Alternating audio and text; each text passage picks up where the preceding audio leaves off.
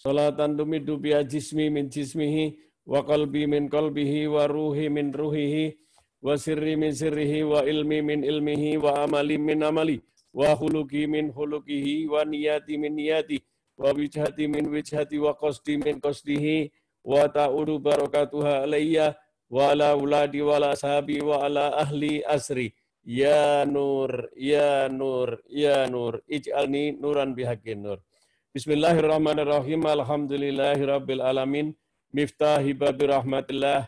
Adada ma fi ilmillah. Salatan wa salaman daimaini bidawami mulkillah wa ala alihi wa sahbihi wa man wala. Amma ba'du fa ya ayyuhal hadirun usikum wa nafsiya bitaqwallah. Para hadirin jamaah Majelis Ta'lim Khair, pengajian hari Senin yang diberkati Allah, sebagaimana ini adalah pengajian meneruskan daripada pengajian Al-Habib Ali bin Muhammad Al-Habsyi setiap hari Senin setelah sholat asar. Habib Ali mengatakan pengajianku ini mempunyai azas, mempunyai dasar yang dibangun oleh Rasulullah SAW. Pengajianku ini diawasi langsung oleh baginda Rasulullah SAW. Ucapan itu dibuktikan oleh seorang murid. Ketika seorang murid itu pas hari pengajian hari Senin, dia tidak ngaji. Tapi dia pergi ziarah-ziarah perkuburan di sekitar pesantren situ. Ketika dia sedang berdoa di atas dekat kuburan itu, datanglah seorang pemuda yang gagah perkasa. Kemudian orang itu mendatangi aku, kata orang itu menceritakan. Kemudian aku ditegur.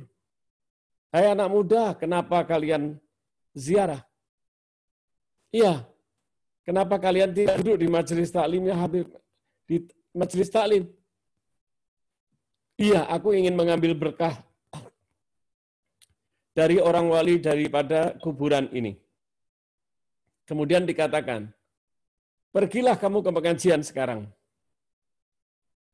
Itu pengajian adalah pengajianku. Maka orang itu kaget, berarti ini Habib Ali, karena dia belum pernah ketemu Habib Ali. Kemudian apa yang terjadi? Hai anak muda, kamu berprasangka bahwa saya ini Habib Ali. Saya bukan Habib Ali. Kaget lagi dia, anak muda itu. Kalau begitu siapa? Ketahuilah aku adalah Rasulullah Sallallahu Alaihi Wasallam. Masya Allah, maha besar sekali ini keberkahannya. Oleh karena itu para hadirin yang dirahmati Allah, dikatakan oleh Al-Habib Ali bahwa ini pengajian hari Senin ini jangan ditinggalkan, insya Allah. Para hadirin jamaah yang dirahmati Allah, hari ini saya akan bawakan topik setelah kita melaksanakan yaitu hari Tasyrik. Hari Tasyrik ini berakhir nanti maghrib. Biasanya ada yang mengatakan setelah sholat asar, berarti sudah selesai. Nah, hari ini kita sudah lagi, karena ini hari Tasyrik yang terakhir. Saya akan membawakan nasihat dari Al-Habib Ali bin Muhammad Al-Habsyi. Apa nasihat beliau?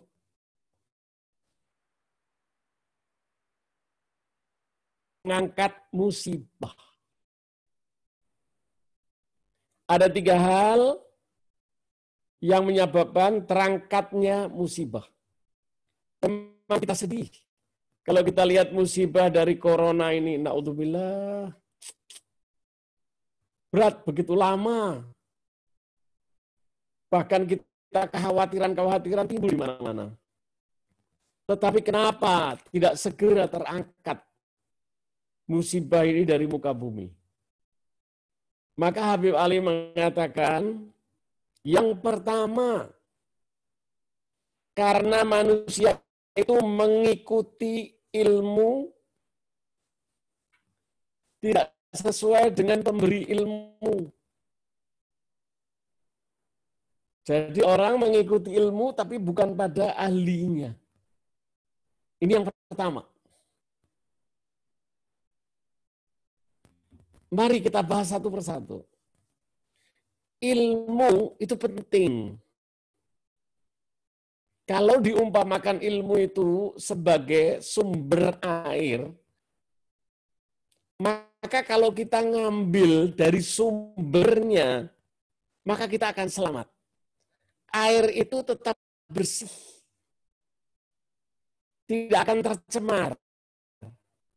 Tapi kalau kita ngambil bukan dari sumbernya, air itu bisa tercemar oleh limbah, oleh kotoran, dan sebagainya. Oleh karena itu ambillah ilmu dari ahlinya yang punya nasab terus hingga guru-gurunya itu sampai padaku asal daripada sumber ilmu tersebut. Setiap ilmu pasti akan melalui aku, Rasulullah. Dan akan lewat pintu. Siapa pintunya? Sayyidina Ali karamallahu wajhah. Ana madinatul ilmu wa aliyun babuha. Ini hadis.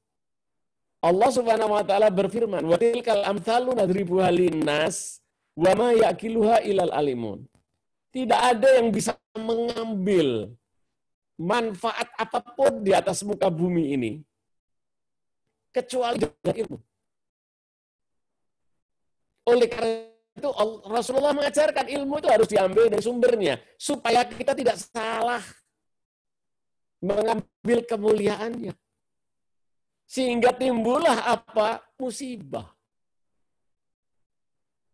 Kok berkaitan ya ilmu dengan musibah? Oh berkait. Sebab musibah itu banyak sebab. Terutama 3 hal ini. Setelah kemarin kita bahas mengenai bagaimana musibah itu. Nah sekarang bagaimana supaya terangkat. Musibah itu segera hilang. Belajarlah ilmu dari ahlinya.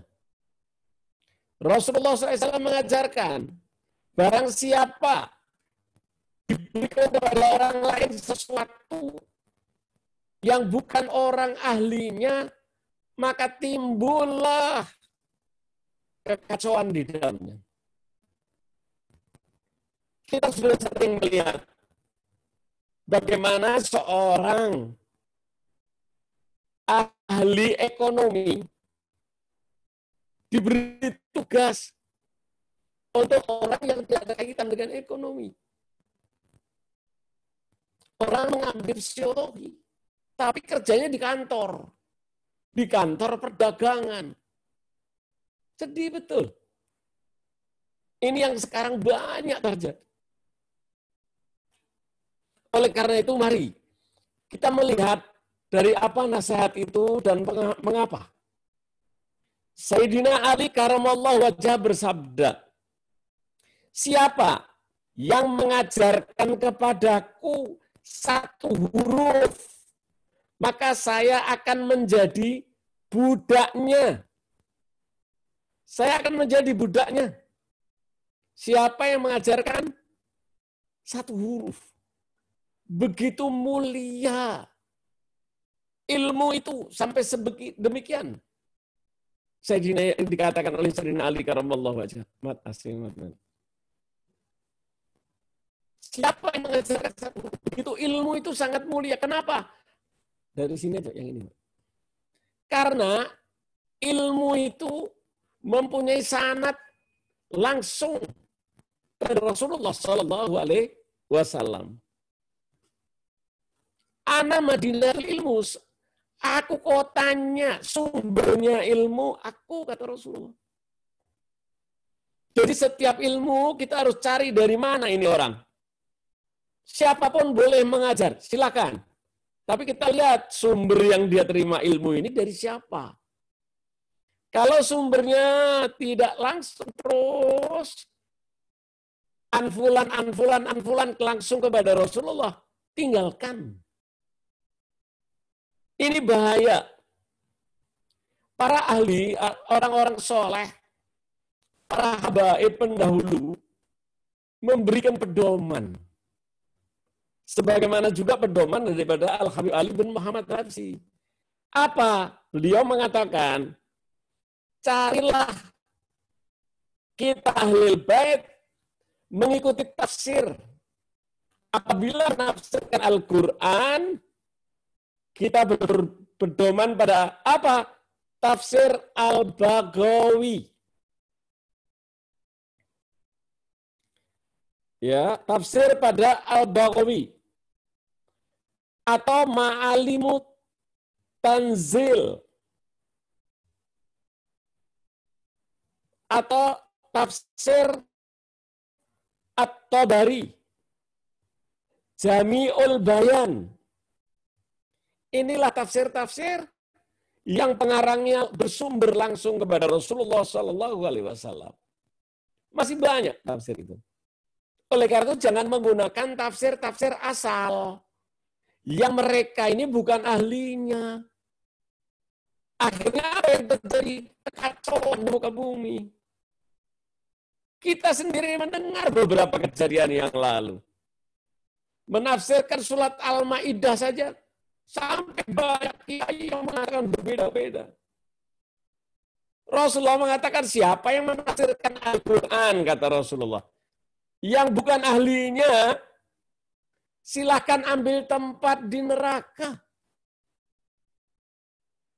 Jadi begitu pentingnya. Sehingga apa? Ini bisa menghilangkan musibah.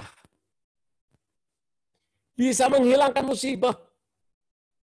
Jadi bagaimana kalau kita mau menafsirkan Al-Quran? Cari tafsir Al-Baghawi.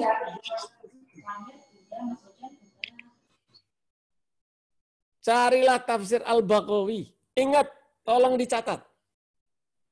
Dikasih beberapa referensi. Al-Baghawi, Ma'alimut Tanzil, atau tafsir At-Tabari, atau Jami'ul Bayan. Ini yang disarankan. Bagaimana dengan hadis? Hadis ini ada 7. Ahlul Bait lebih banyak menggunakan tafsir Al-Bukhari. Imam Bukhari radhiyallahu anhu. Ini yang sering digunakan. Padahal ada lagi. Muslim, Bukhari, Muslim, Dawud, Tirmidzi, Nasa'i.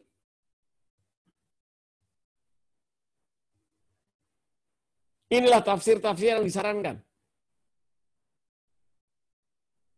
At-Tirmidzi. Inilah buku-buku tafsir yang ini benar-benar menyambung kepada Nabi kita Muhammad Sallallahu Alaihi Wasallam, sehingga tidak menggunakan apa hadis-hadis yang celaka, agar kita belajarnya betul-betul yang bersumber pada Nabi kita Muhammad Sallallahu Alaihi Wasallam dalam hal sunnah.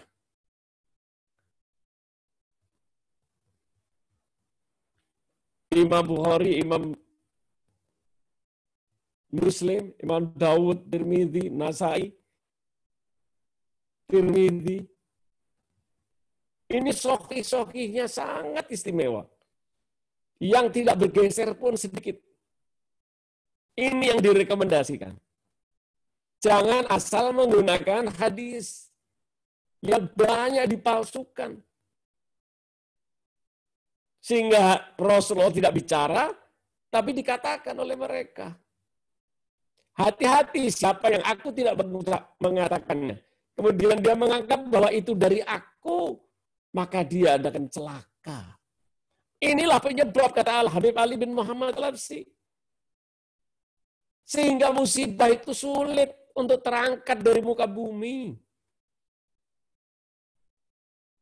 Jangan asal ngambil. Jangan asal ngambil ilmu. Tapi ambillah ilmu dari sumbernya. Semakin dekat sumbernya kepada Nabi kita, semakin baik. Tapi kalau kita ngambil ilmu dari mana? Dari Google. Ini yang sering kita lihat dari YouTube. Hati-hati. Kitabnya jelas, bisa dilihat.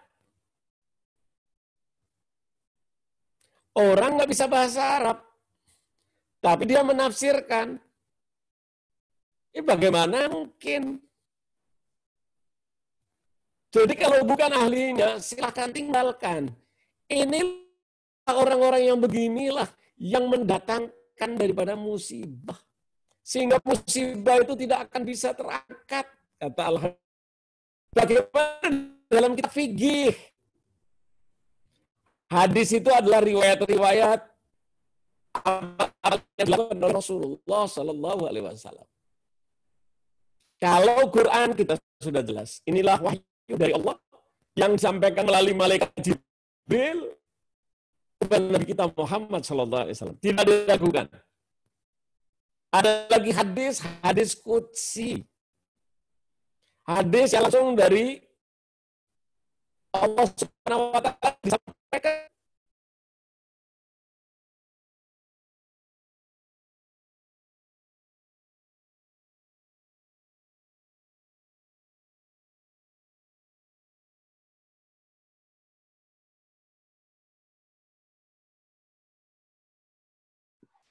Habibnya keluar ya? Habib? Signalnya kali ya, Dep, atau nggak sengaja Iya, kepencet. sinyalnya Habib kayaknya. Ya, kok Habib disalahin melulu? Sinyalnya Habib ini.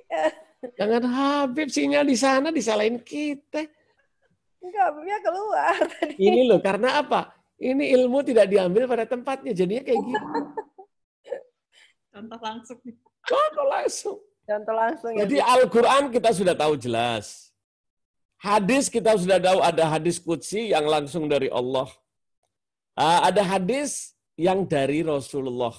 Itulah hadis yang diriwayatkan oleh Imam Bukhari, Muslim, Abu Dawud, Tirmidzi, Nasai. Terus ada 7 ahli hadis. Apalagi kalau hadis itu sudah sepakat ahli hadis. Jangan diragukan.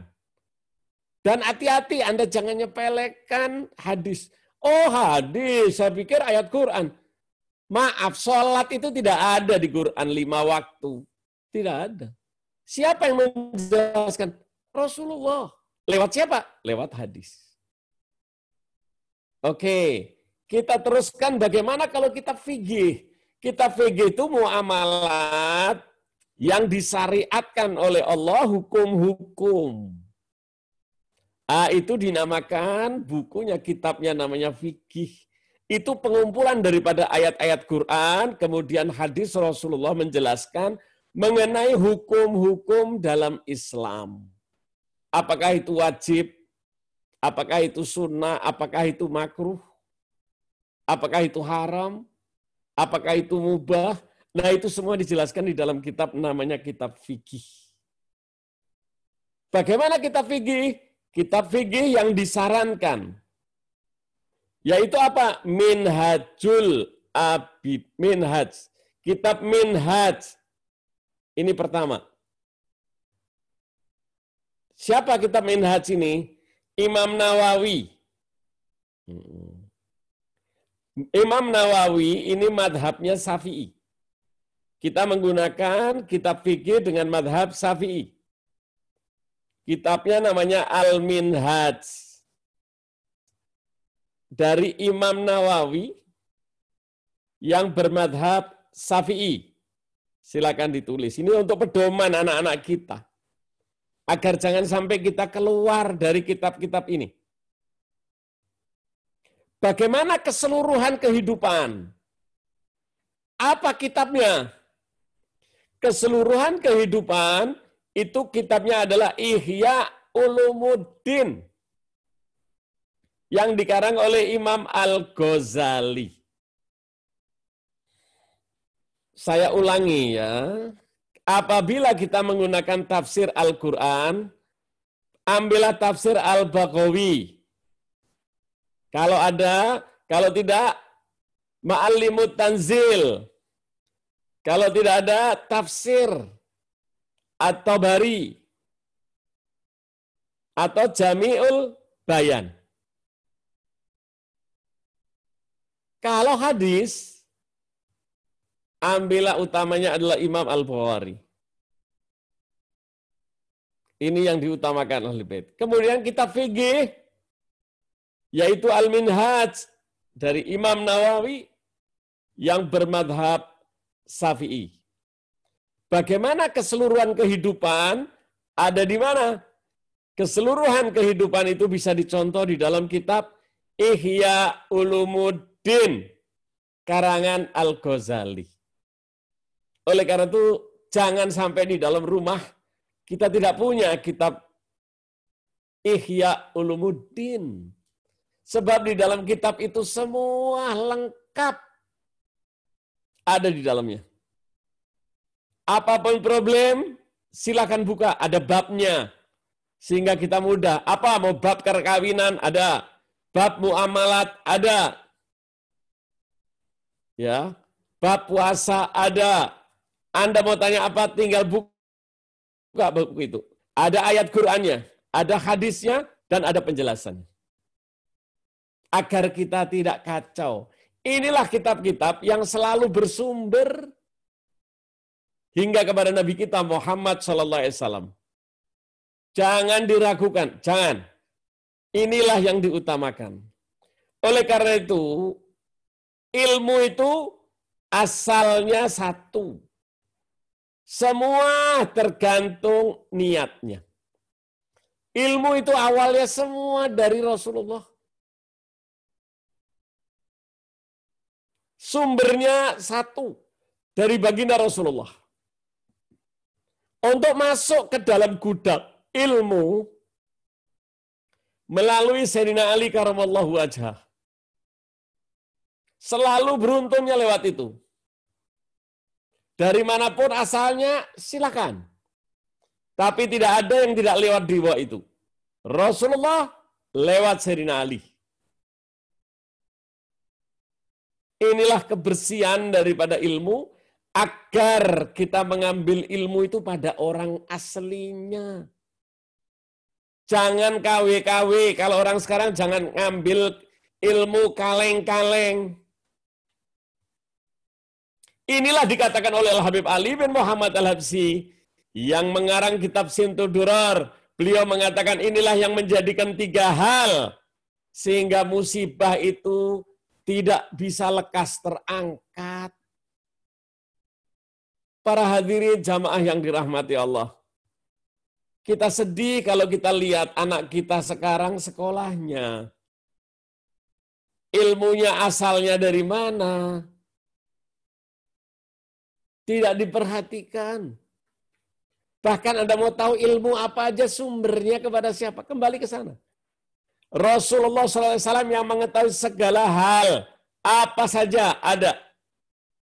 Penjelasannya ada.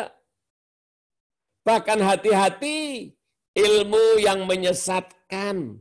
Ilmu yang tidak memberi petunjuk, tapi justru menjerumuskan. Waspadalah. Ini yang kita mesti hati-hati. Untuk kita menerapkan ilmu. Oleh karena itu sumbernya satu, dan tergantung niat. Kita cari ilmu. Untuk apa? Jangan sampai Anda cari ilmu untuk kepentingan dunia. Tapi ambillah ilmu dengan kemuliaan di dunia itu untuk kepentingan akhirat. Siapa yang tidak meniatkan ilmunya untuk akhirat, tidak akan mendapatkan kemuliaan. Sebagaimana di dalam Al-Quran, surat 42, ayat 20. Surat 42, ayat 20.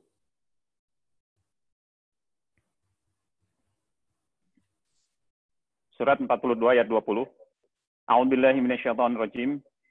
Barang siapa yang menghendaki keuntungan di akhirat, akan kami tambah keuntungan itu baginya. Dan barang siapa yang menghendaki keuntungan di dunia, kami berikan kepadanya sebagian dari keuntungan dunia, dan tidak ada baginya suatu bahagian pun di akhirat. Tidak ada satu kebahagiaan pun di akhirat. Satu saja nggak ada. Jadi hati-hatilah mengambil ilmu. Niatnya mau apa?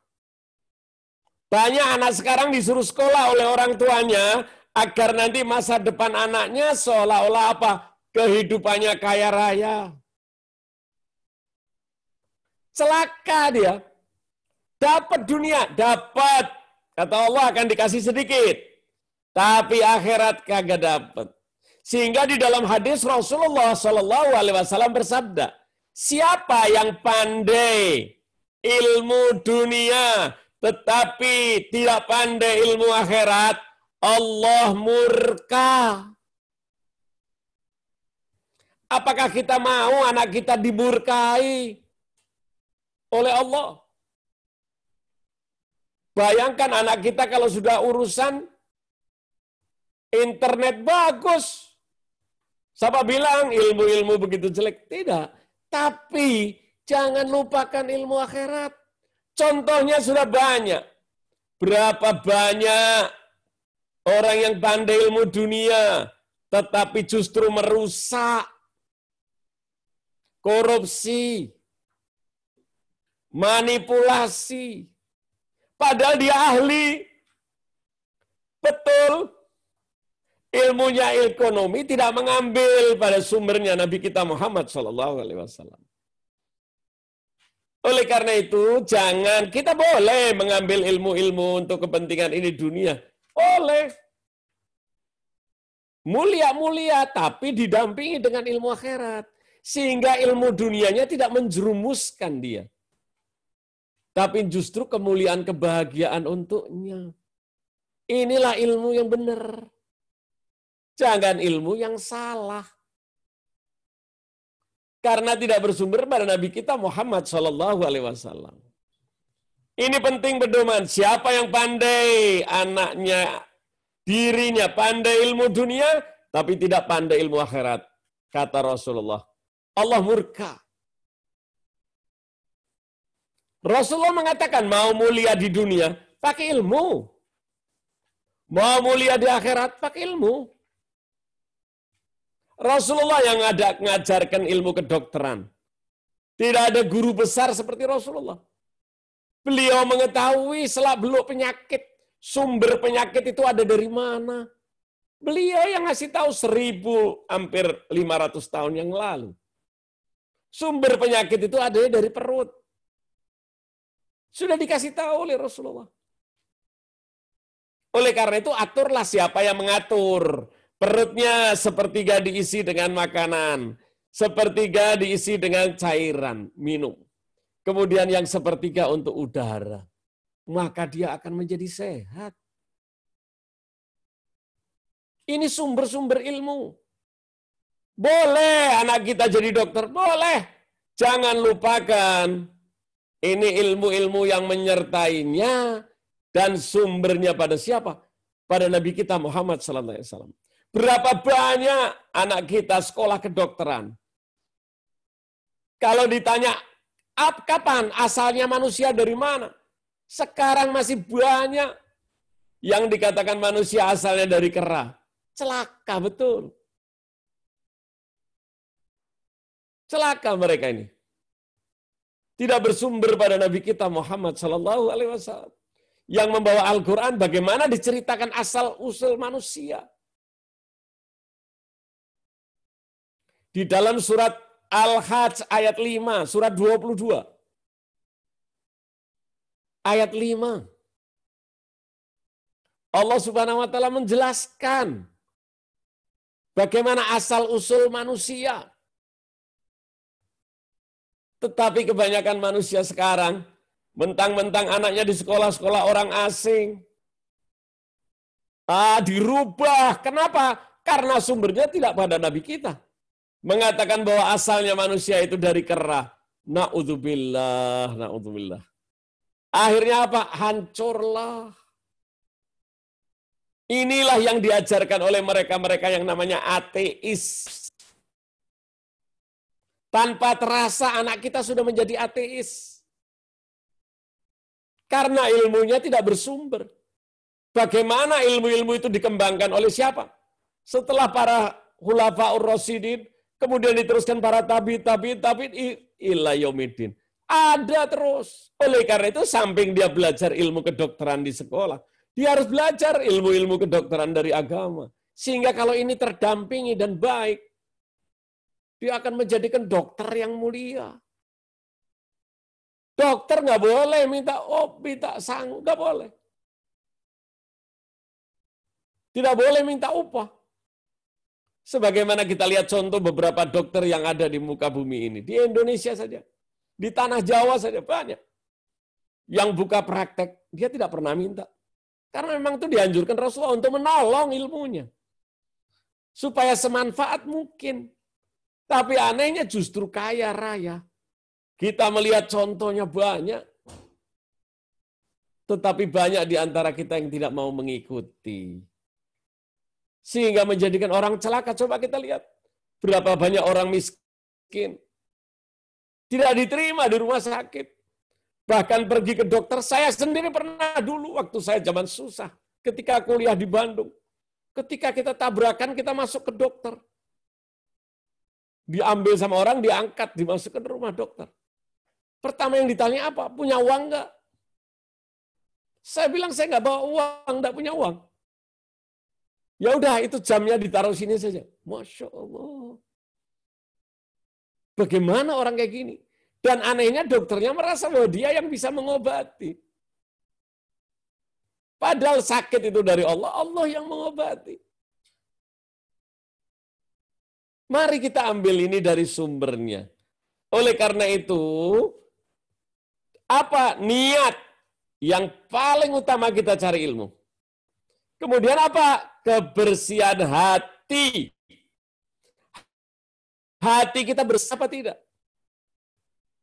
Dalam mengambil ilmu dan mengajarkan. Kalau hati kita bersih, maka kita akan memperoleh pelajarannya menjadi pelajaran yang mulia. Pelajar sehingga apa?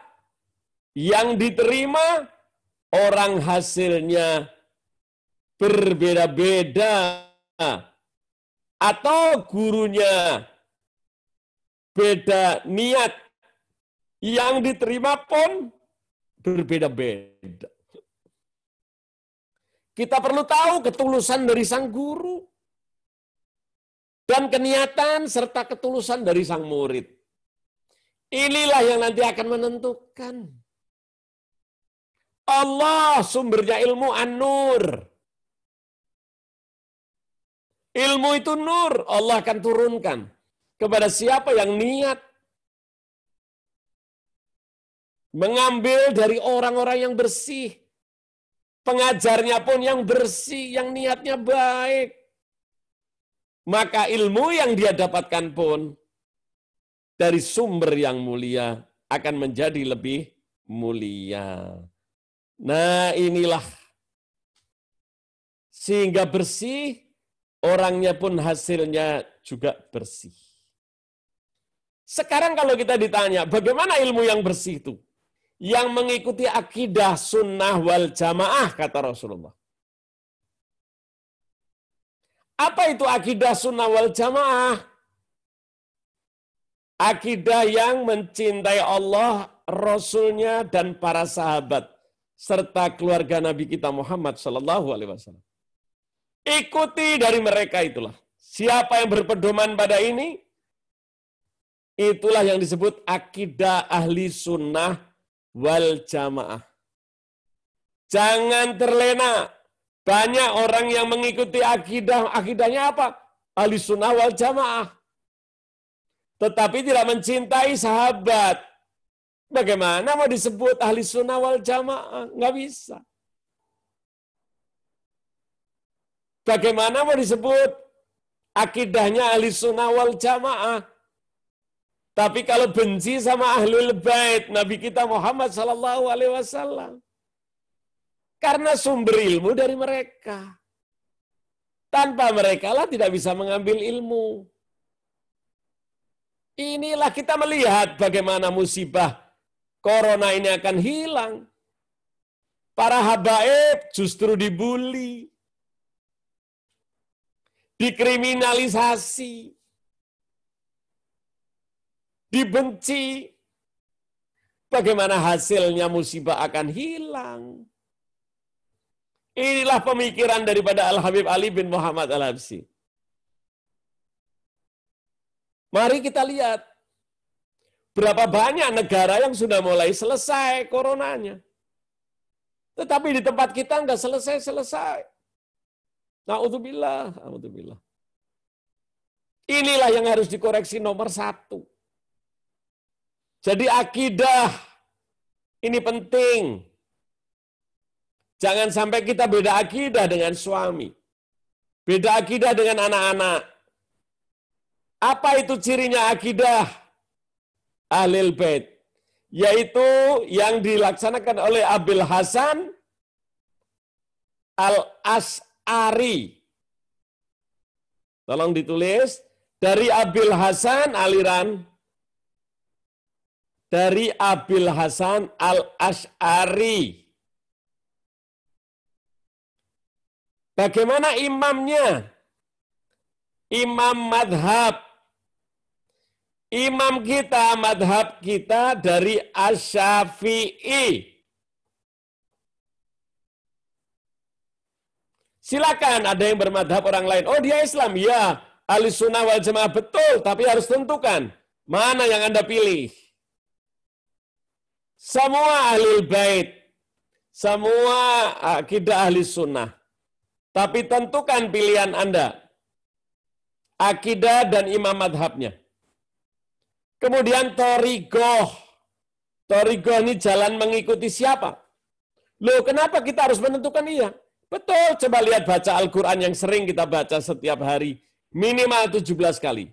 Ihdinas siratal mustaqim. Ya Allah, tunjukkan aku jalan yang lurus, yang benar. Apa jawaban Allah? Siratal ladzina an'amta alaihim. Itulah jalan yang benar. Siapa?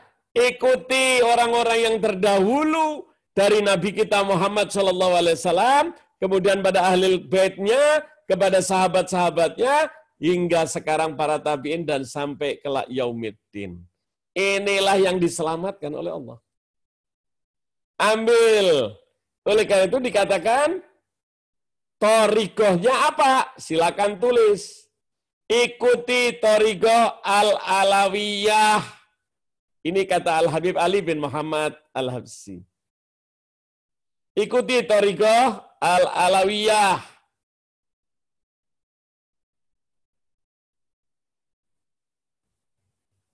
Inilah penting. Jangan ragu. Saya ulang, akidahnya dari Abil Hasan Al-Asy'ari. Imam atau madhab adalah Asy-Syafi'i. Kalau ditanya thariqahnya apa? Al-Alawiyah. Yaitu mengikuti daripada keturunan Nabi kita Muhammad SAW, Imam Alawi.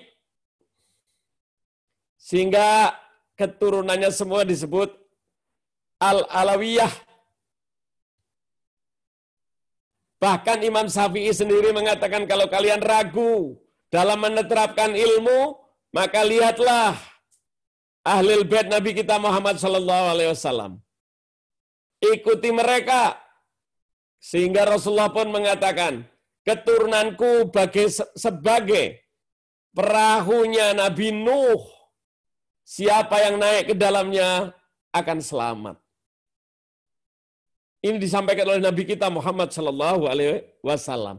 Agar kita tidak salah memperoleh ilmu yang bisa bermanfaat. Oke. Inilah pentingnya. Ilmu dari kaum dahulu sampai dengan sekarang dan yang akan datang. Sebagaimana disebut di dalam Al-Quran surat 27. Sebagaimana disebut di dalam Al-Quran surat 27. Ayat 38 sampai 42. Minta teh saya dong. Surat 27 ayat 38. Ya. A'udzubillahi minasyaitonirrajim.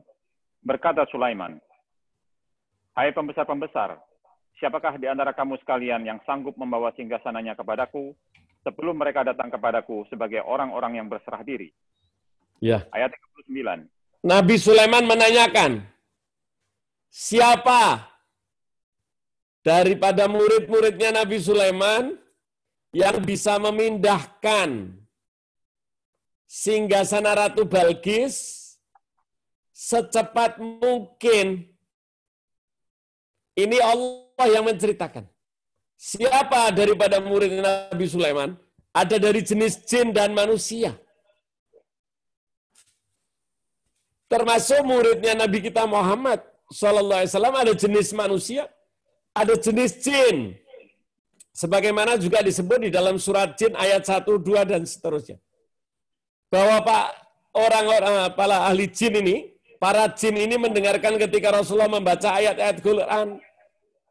Sehingga mereka datang kepada Rasulullah, ada yang beriman, ada yang tidak beriman.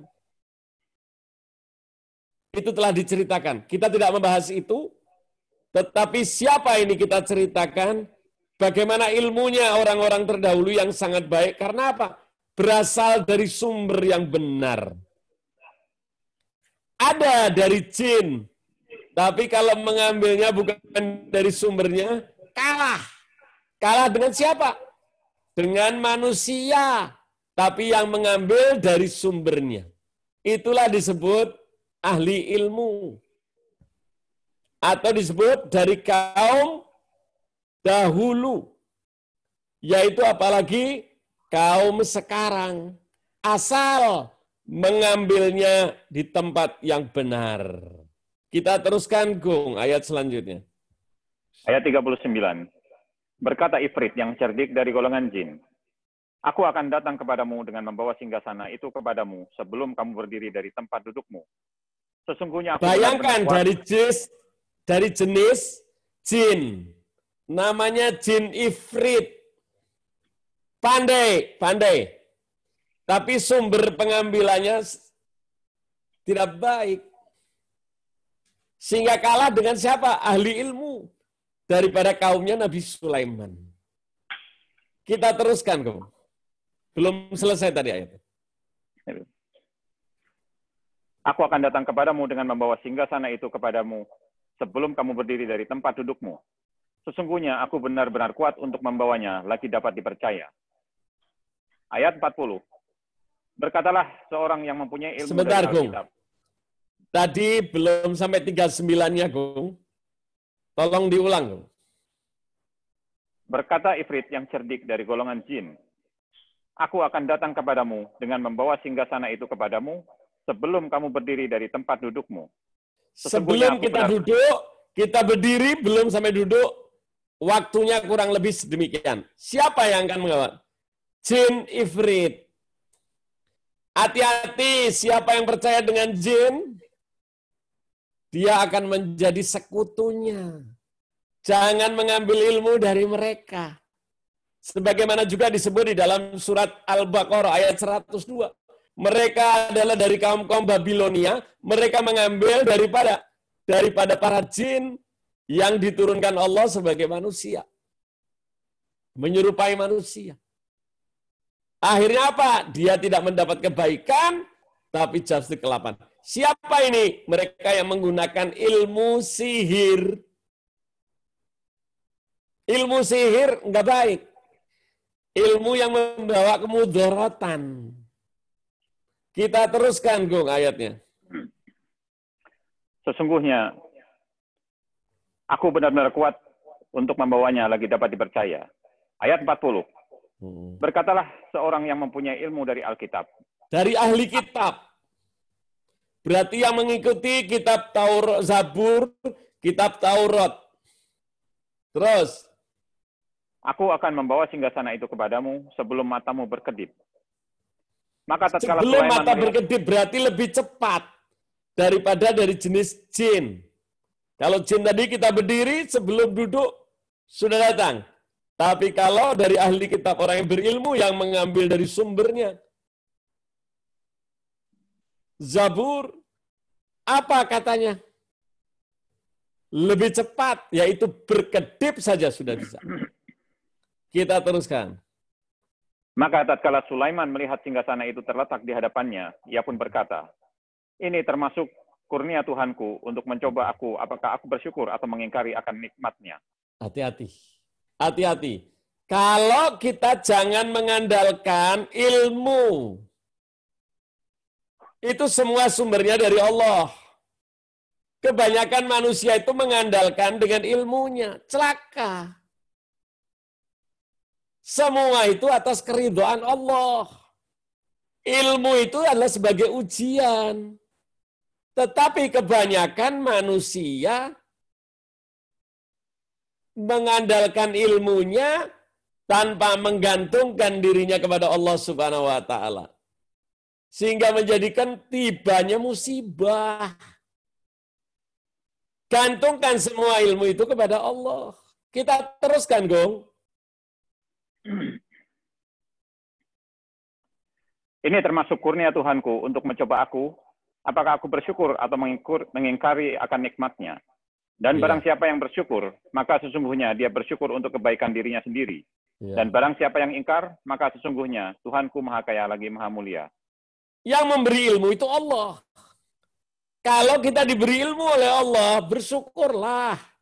Jangan sombong.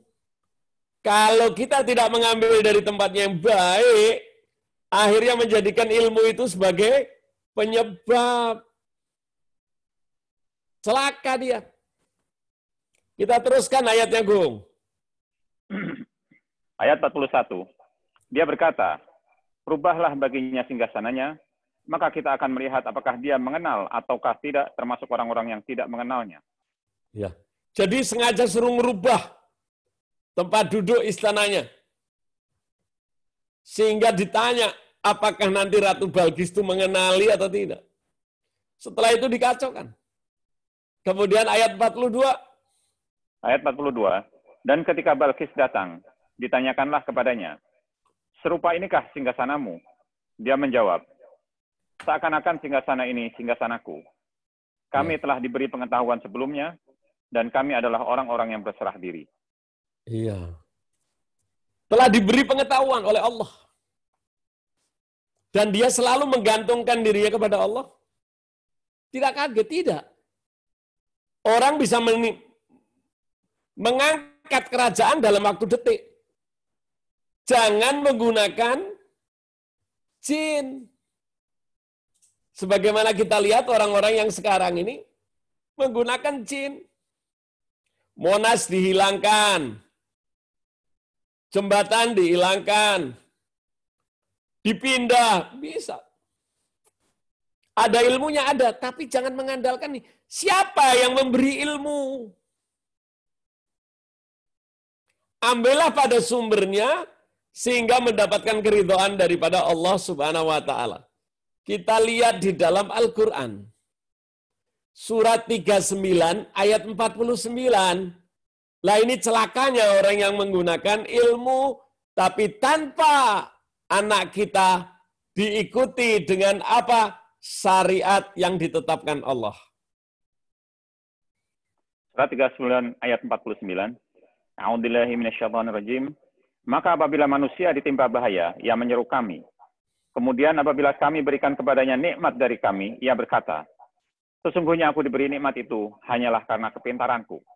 Sebenarnya itu adalah ujian, tetapi kebanyakan mereka itu tidak mengetahui.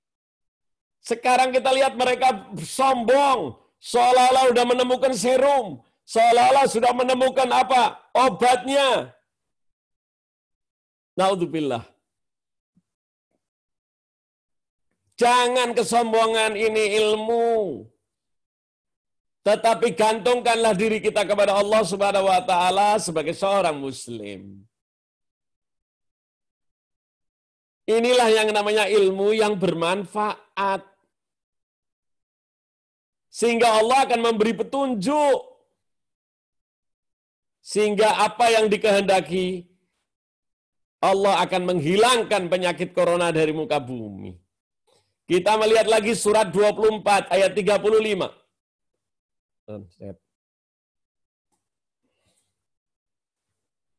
Surat 24 An-Nur ayat 35. Surat 24 ayat 35. A'udzubillahi minasyaitonirrajim.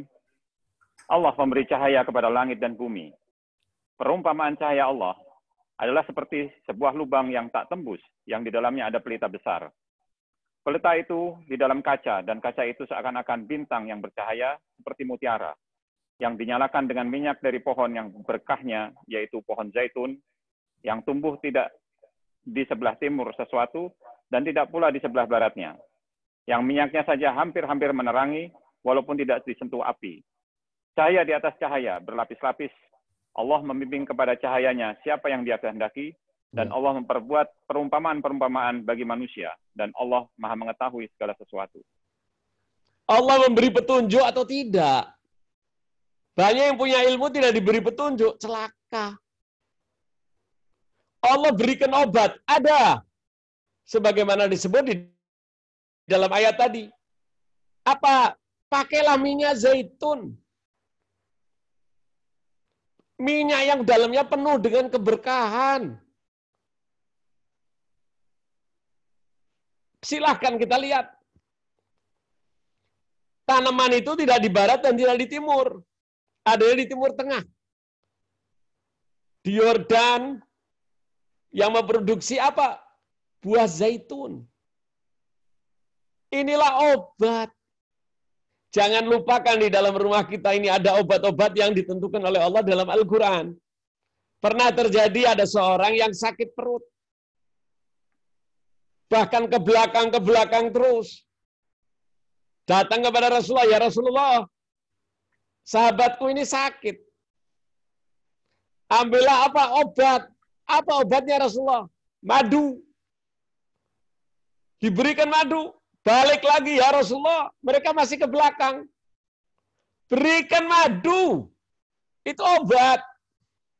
Diberi lagi madu. Kemudian datang lagi ya Rasulullah. Mereka masih sakit. Berilah dia madu. Sampai 3 kali. Kalau madu ini obat yang ditentukan oleh Allah. Kalau enggak yang salah perutnya ini. Kalau madunya sudah ditentukan oleh Allah sebagai obat yang dibawa oleh siapa?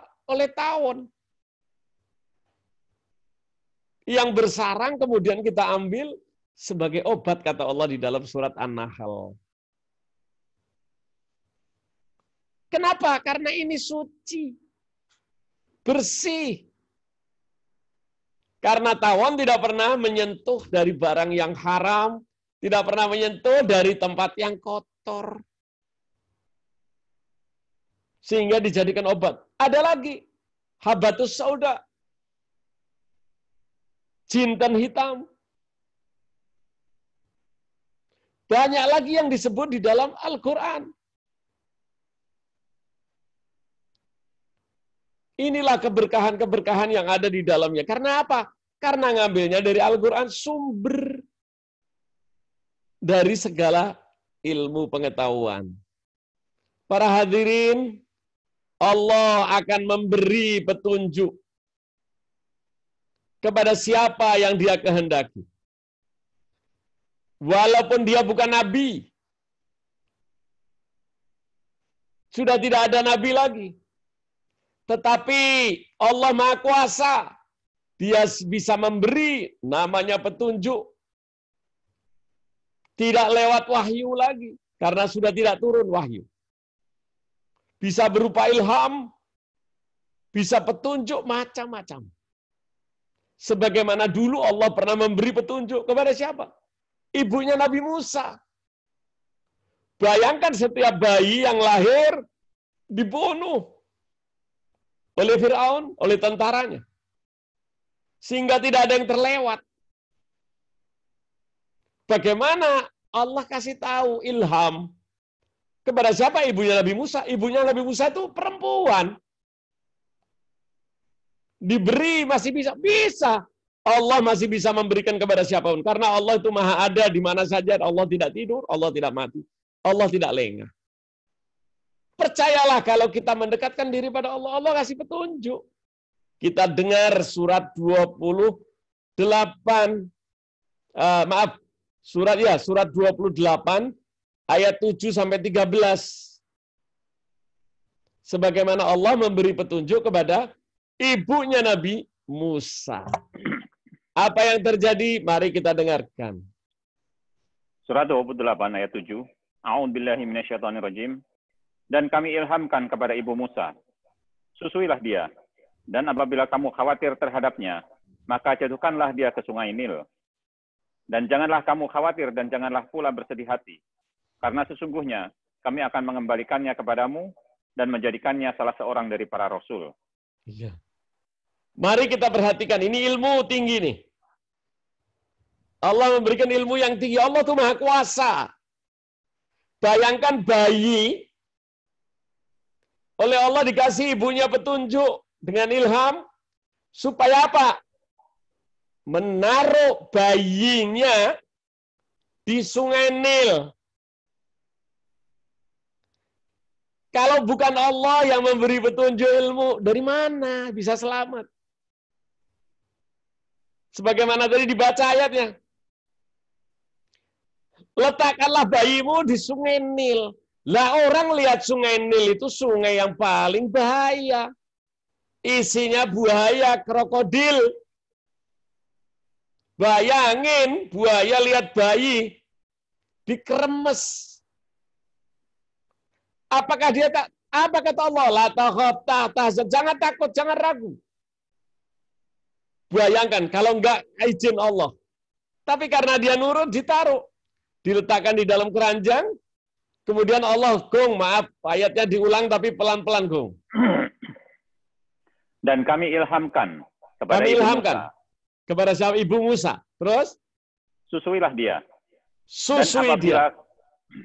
Jadi suruh nyusui dulu, biar kenyang. Udah? Terus?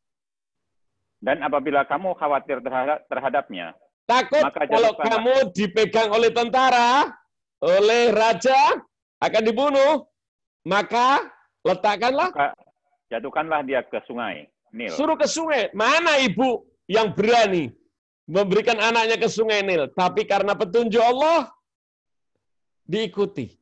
Kemudian apa selanjutnya pelan-pelan, Gung? Dan janganlah kamu khawatir, La Dan takhaf, janganlah jangan pula. takut, jangan khawatir, dan janganlah Bagus. pula bersedih hati, jangan bersedih hati. Karena siapa yang tega mau naruh anaknya di sungai? Terus, karena sesungguhnya kami akan mengembalikannya kepadamu. subhanallah, kami akan mengembalikan kepadamu, dikasih tahu oleh Allah. Ini anak bakal kembali kepada kamu. Nggak akan hilang, dia selamat. Dan dia akan kembali kepadamu. Tenang apa tidak? Tenang. Ibu Nabi Musa jadi tenang. Terus dong, kelanjutannya. Dan menjadikannya salah seorang dari para rasul. Akan kembali kepadamu, kamu bakal menyusui ini anak. Dan dia nanti gede, jadi rasul. Sudah dikasih tahu. Sehingga dia gembira apa tidak? Gembira. Mendapat petunjuk. Bahkan apa? Ini anak bakal sampai dipegang Fir'aun. Bayimu ini bakal dipegang Fir'aun. Jerit. Lah yang dihindari Fir'aun kok. Bayangkan musuhnya Fir'aun, karena kejinya Fir'aun, semua bayi ketakutan dia, semua bayi dibunuh, tetapi justru Allah mempunyai kuasa. Dengan ilmunya, dia menjadikan justru yang akan membunuh, yang akan menghancurkan daripada Fir'aun, dipelihara. Siapa yang memelihara? Justru oleh Allah akan menunjukkan kepada manusia. Nih loh, dengan ilmunya Allah, justru yang memelihara adalah Fir'aun sendiri. Padahal dia cari pasukannya dolim, suruh ngejar di rumah-rumah, sampai keliling negara. Tetapi oleh Allah justru dikasih, nih loh bayimu. Tapi kalau aku yang menentukan, kamu tidak akan bisa hak apa-apa. Walaupun kamu punya ilmu apapun, tetapi aku Allah yang akan memberi. Caranya apa? Dipermalukan. Justru yang nanti akan mencelakakan Fir'aun yang dia pelihara oleh. Siapa yang memelihara? Fir'aun. Terus Gong, ayatnya Gong. Ayat 8. Maka dipungutlah ia oleh keluarga Fir'aun. Subhanallah, siapa yang berani? Kaget ibunya.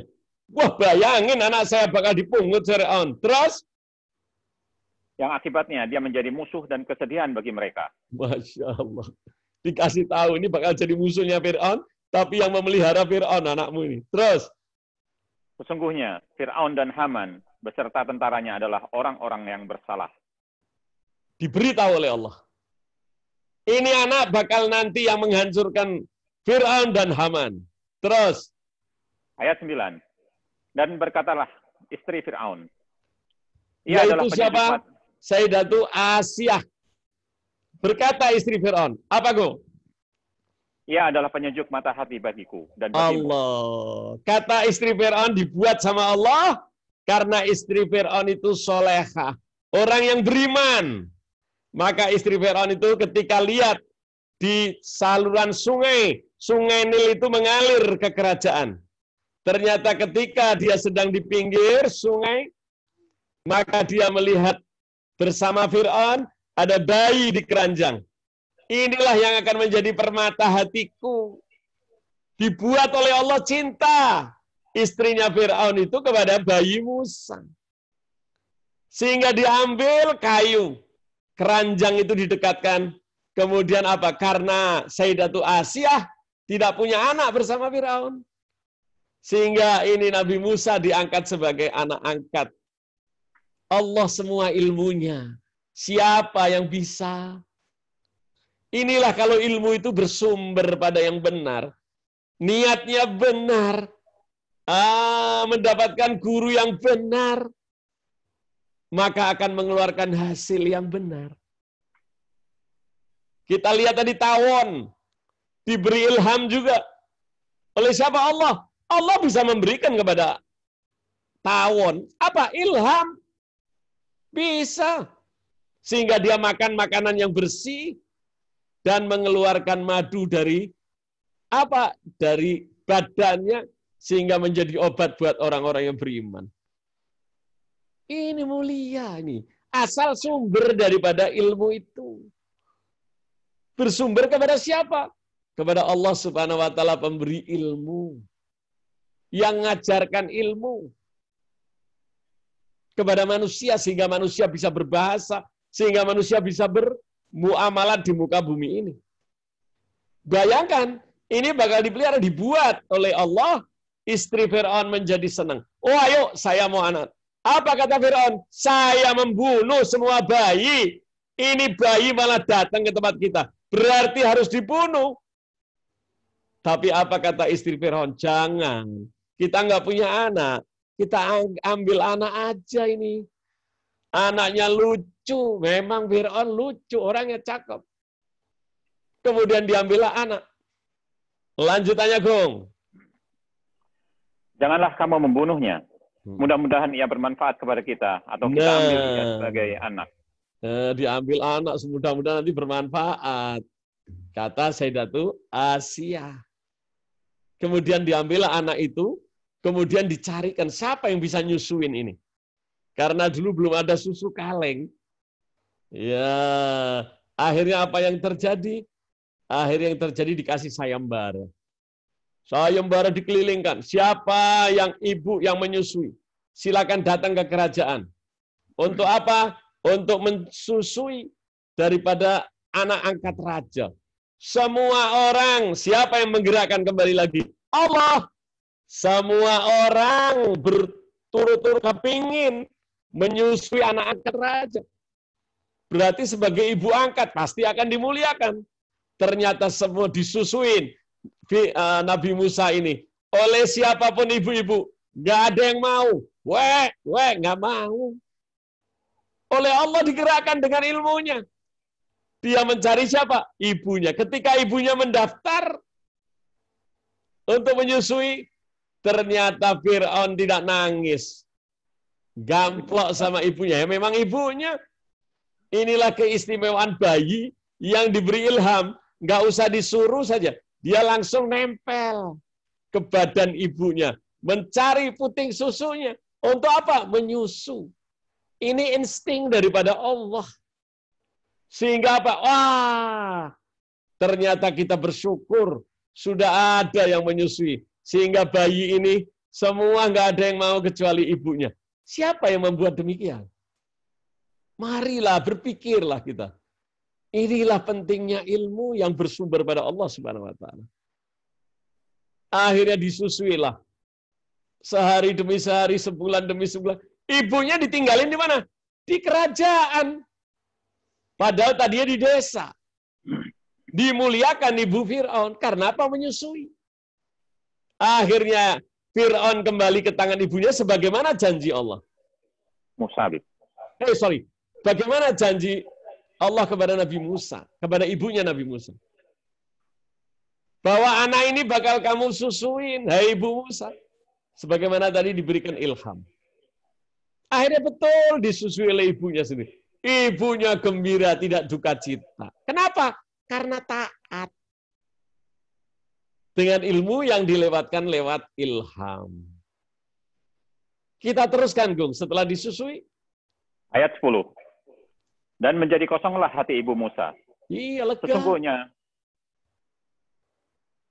Sesungguhnya hampir saja ia menyatakan rahasia tentang Musa. Seandainya hampir kebuka rahasia itu.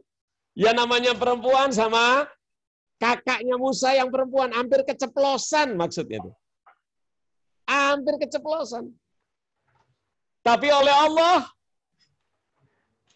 dibuat tentara itu tidak memperhatikan ucapan daripada kakaknya Nabi Musa. Karena seolah-olah sudah mau dibongkar. Tapi Allah yang menjaga ini. Terus, Gong. Seandainya tidak kami teguhkan hatinya, supaya ia termasuk orang-orang yang percaya kepada janji Allah. Iya, karena apa? Dia percaya dengan janji Allah. Kita orang Islam, diberi Al-Quran, tetapi kagak percaya Al-Quran. Lah itulah celakanya. Nyalain. Itulah celakanya. Kita orang Islam diberi petunjuk Al-Quran yang dikatakan dalikal kitabul la raiba fi. Ini kitab kagak ada salahnya. Tapi nggak diikutin. Suruh pakai jilbab kagak mau. Suruh pakai masker kagak mau. Akhirnya semua laki perempuan pun suruh pakai masker sekarang. Lah pakai masker disalahin cadar.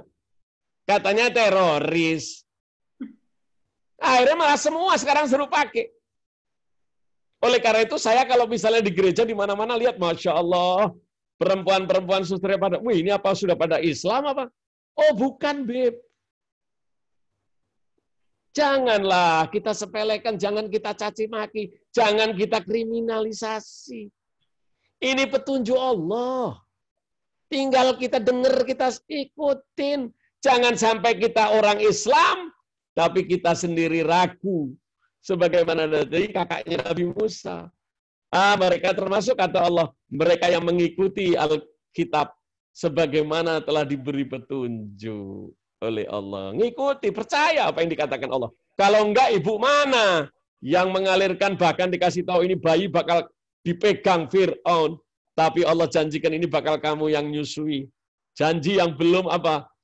Kelak dia akan menjadi Rasul. Itu yang ditunggu-tunggu oleh ibunya daripada Nabi Musa. Kita teruskan, Gong, ayatnya, Gong. Ayat 11. Dan berkatalah ibu Musa kepada saudara Musa yang perempuan, ikutilah dia. Maka kelihatanlah olehnya Musa dari jauh, sedang mereka tidak mengetahuinya. Ayat 12. Dan kami cegah Musa dari menyusu kepada perempuan-perempuan yang mau menyusuinya. Allahu Akbar. Maha besar Allah. Ketika bayi Musa itu dilihat sama kakaknya, aliran sungai itu kemana? Diikuti oleh kakaknya Musa perempuan. Sampai masuk ke kerajaan, sungainya itu masuk. Wah, sudah masuk, Bu. Sampai ke istana. Wah, ini pasti dibunuh. Akhirnya hampir kakaknya ini membuka rahasia. Tapi oleh Allah diberi kekuatan. Sehingga mereka menjadi orang yang percaya, yakin. Walaupun dipelihara Fir'aun, memang sudah ditentukan Allah. Maka tinggal diikuti. Akhirnya diikuti, selamat. Kemudian apa yang terjadi? Maaf, Gong, diulang dua kata, Gong, sebelumnya. Dan kami cegah Musa dari menyusu kepada perempuan-perempuan yang Bayangkan, mau nyusu sama ibu-ibu lain, Musa dicegah. Bayangin, nggak mau. Asinya nggak enak. Nggak ada yang cocok asinya. Dibuat sama siapa? Allah. Dengan ilmunya. Akhirnya cocok sama siapa? Sama ibunya. Memang itu ditentukan Allah. Kalau Allah bilang, tidak ada daun yang jatuh, batu yang kena hujan di hutan, di tengah malam, kecuali atas izinku. Apa kita ragu-ragu dengan ilmu Allah yang meliputi segalanya? Inilah yang menjadikan musibah tidak terangkat, kata Al-Habib Ali bin Muhammad Al-Habsyi. Kita teruskan ayatnya, Gung. Maka berkatalah saudara Musa, maukah kamu aku tunjukkan kepadamu ahlul bait yang akan memeliharanya untukmu dan mereka dapat baik kepadanya? Bayangkan ketika si kakak Musa melihat sungai sudah dekat kerajaan, ketahuan sama penjaga. Hei, siapa kamu? Akhirnya keperucutan kakaknya Nabi Musa. Mau nggak aku beritahu ibu daripada bayi itu? Wah, ini membuka rahasia. Akhirnya oleh Allah dijaga lagi. Tetap selamat. Ayat selanjutnya, Bung. Ayat 13. Maka kami kembalikan Musa kepada ibunya, supaya senang hatinya, dan tidak berduka cita, dan supaya ia mengetahui bahwa janji Allah itu adalah benar. Tetapi kebanyakan manusia tidak mengetahuinya. Maaf, tapi kebanyakan manusia nggak percaya. Janji Allah itu benar. Janji Allah benar. Jangan kita orang Islam tidak mau mengikuti petunjuk. Jangan. Ikuti petunjuk Allah. Ini Quran kagak ada salah. Ikuti apa kata Allah di dalam Al-Quran. Apa yang disampaikan Rasul adalah apa yang aku sampaikan. Ikuti saja. Tapi yang dilarang Rasul, ikuti. Berarti Rasulullah itu dengan hadis-hadisnya itu atas izin Allah. Jadi kalau ada hadis jangan diragukan. Karena itu perintah Allah. Sama pedomannya, jangan usah ragu. Siapa yang berpegang pedoman pada Al-Quran dan hadis, dia tidak akan tersesat. Tidak akan tersesat. Sebagaimana diikuti oleh ibunya Musa. Akhirnya dikembalikan pada Musa. Kemudian Allah kasih pelajaran di sini tadi. Siapa yang percaya dengan ilmu Allah dan dia berpegang dengan benar-benar patuh, percaya sungguh-sungguh, selamat dia. Tapi yang tidak, maka celaka. Para hadirin jamaah yang dirahmati Allah. Inilah penjelasan-penjelasannya. Sebagaimana dikatakan Habib Ali. 3 hal yang membuat musibah tidak terangkat. Kita udah tahu Al-Quran, ilmu-ilmu yang betul-betul bersumber pada Allah. Banyak orang Islam yang masih meragukan. Ya celaka bagaimana musibah mau diangkat. Orang Islam meragukan hadis. Ya bagaimana? Orang ngaku Islam, tapi nggak percaya sahabat. Bahkan mengatakan ini hadis sudah 500 tahun, ini sekian, setelah ditulisnya setelah 500 Rasulullah. Ini yang diajarkan oleh siapa? Oleh sekolah-sekolah yang saat ini ada di negeri kita, yang membuat anak-anak kita tanpa terasa telah menjadi ateis. Tapi ibunya bangga, anaknya bisa bahasa Inggris, red, blue, tapi tidak tahu kalau anaknya sedang diracuni. Ayolah sadar, mau sampai kapan? Ikuti petunjuk Allah, tidak akan tersesat. Tadi Allah sudah jelaskan. Banyak ayatnya. Minta tolong, Gong. Ayat ke-13 tadi diulang, Gong. Ayat 13. Maka kami kembalikan Musa kepada ibunya, supaya senang hatinya dan tidak berduka cita. Dan supaya ia mengetahui bahwa janji Allah itu adalah benar. Janji Allah maha benar. Terus. Tetapi kebanyakan manusia tidak mengetahuinya. Kebanyakan manusia tidak tahu. Padahal orang Islam. Tapi masih meragukan keberadaan. Daripada apa? Daripada manusia itu hidup di muka bumi. Tidak mau mengikuti ilmu-ilmu yang bersumber pada Allah. Ayolah saudara-saudara yang dirahmati Allah. Kita kembali kepada Al-Quran dan hadis. Jangan minta ilmu dari yang lain. Hati-hati, ilmu tidak semua ilmu pada ahlinya. Banyak yang menyesatkan, terutama anak-anak kita. Kita sekolahkan asal biayanya mahal. Tetapi justru isinya menyesatkan anak-anak kita. Sadar, hei para orang tua.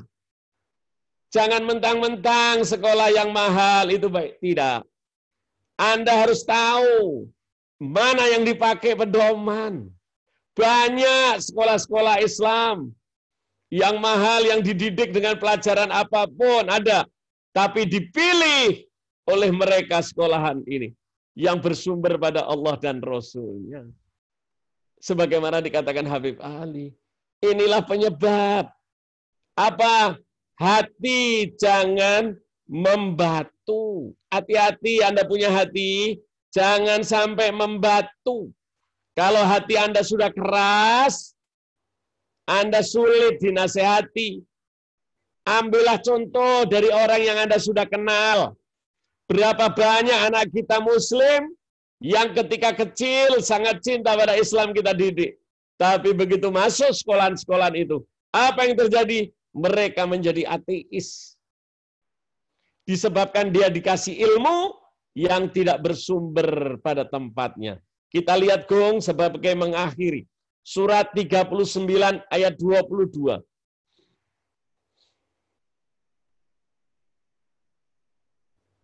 Surat 39 ayat 22. A'udzubillahi minasyaitonirrajim. Maka apakah orang-orang yang dibukakan Allah hatinya untuk menerima agama Islam lalu ia mendapat cahaya dari Tuhannya sama dengan orang yang membatu hatinya? Maka kecelakaan yang besarlah bagi mereka yang telah membatu hatinya untuk mengingat Allah. Berapa Mereka banyak anak kita sudah hatinya menjadi batu sehingga keras bisa melawan ayah ibunya. Bisa melawan agamanya. Karena apa? Karena dididik dengan ilmu yang tidak bersumber pada yang benar. Kita sedih melihat anak kita sendiri menantang ayahnya saat ini. Tidak mau ngikuti. Tidak mau ngikuti lagi Al-Quran. Bahkan dia menentang, ayah sekarang saya tidak sholat. Saya tidak percaya lagi pada Al-Quran. Saya hanya percaya kepada diri saya. Karena itulah yang diajarkan. Disuruh mempercayai dirinya. Bahkan sengaja dikacaukan. Bagaimana kamu mempercaya pada Tuhan? Tuhan itu yang nyiptakan siapa? Anak masih kecil sudah diajarin demikian. Bagaimana dia tidak goyah? Jadi jangan Anda menyatakan begini. Jangan Anda merasa aman. Kelak Anda punya anak akan jadi musuh bagimu. Akan menjadi cobaan bagimu. Didiklah anakmu dengan agama yang benar. Sehingga dia akan menjadi permata hatimu. Ini Al-Habib Ali bin Muhammad Al-Habsyi, Masya Allah, radhiyallahu anhu. Dia orang aulia Allah. Al-Imam Al-Qutub. Yang diberi Allah ilmu-ilmu yang bercahaya. Dia memberi nasihat. Inilah yang menyebabkan musibah tidak terangkat dari muka bumi ini. Di Indonesia sudah banyak sekolah-sekolah diracuni dengan pendidikan-pendidikan ateis. Karena dia tahu orang Islam di Indonesia jumlahnya banyak. Dengan cara inilah mereka bisa mengacaukan. Mereka akan merubah generasi mudanya sehingga generasinya menjadi ateis. Saya melihat dengan mata kepala saya sendiri, bukan katanya orang. Berapa banyak anak-anak didik kita dari keluarga Muslim yang disekolahkan ke tempat sekolah-sekolah yang tidak mendidik sumbernya kepada Al-Quran dan hadis. Saya menyaksikan di depan orang tuanya, mengatakan saya bukan Islam lagi. Na'udzubillah min dzalik. Hati-hati para Bapak, para ibu, didiklah anak kita dengan cara yang baik, dengan cara yang mulia. Hati-hati, jaga dia, didik dia. Jangan sembarangan Anda merasa aman. Anda masukkan sekolah itu seolah-olah ibunya aman. Tiap hari ibunya hanya arisan, hanya kongko-kongko. Kenapa?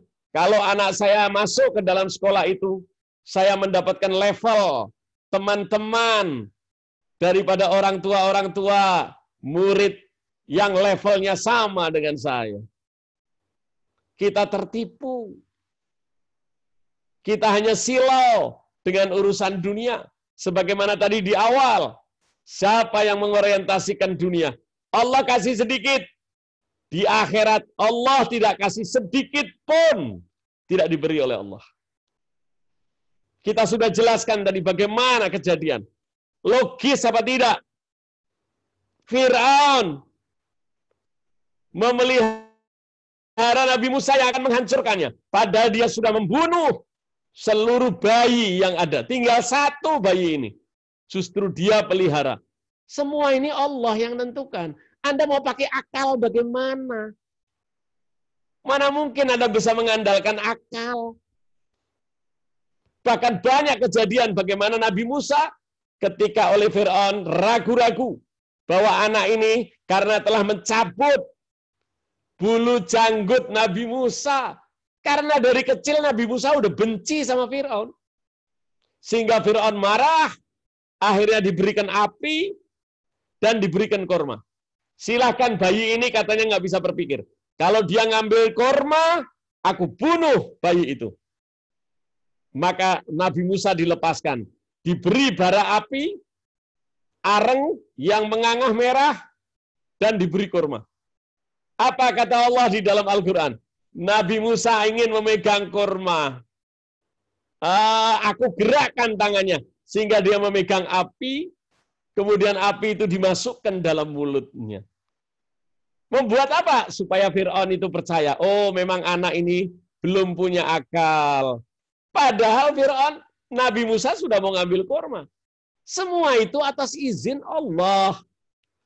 Kenapa kita dikasih petunjuk Allah untuk mencari ilmu yang bermanfaat, tetapi justru kita menanam anak kita di tempat yang membawa racun, naudzubillah.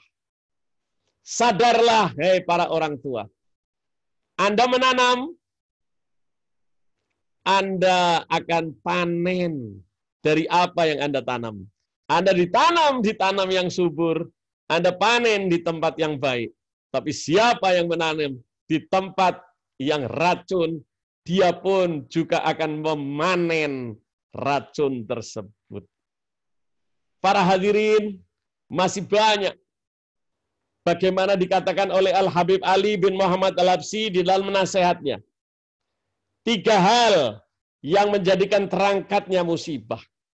1, mengikuti ilmu tidak sesuai pada ilmunya. Maka ikutilah ilmu yang sesuai dengan ilmu itu bersumber. Yang kedua, saling mengingatkanlah di antara kalian, nasihat-nasihatlah. Sebagaimana kita hari ini. Untuk menegakkan amar ma'ruf, nahi munkar. Itu nomor 2.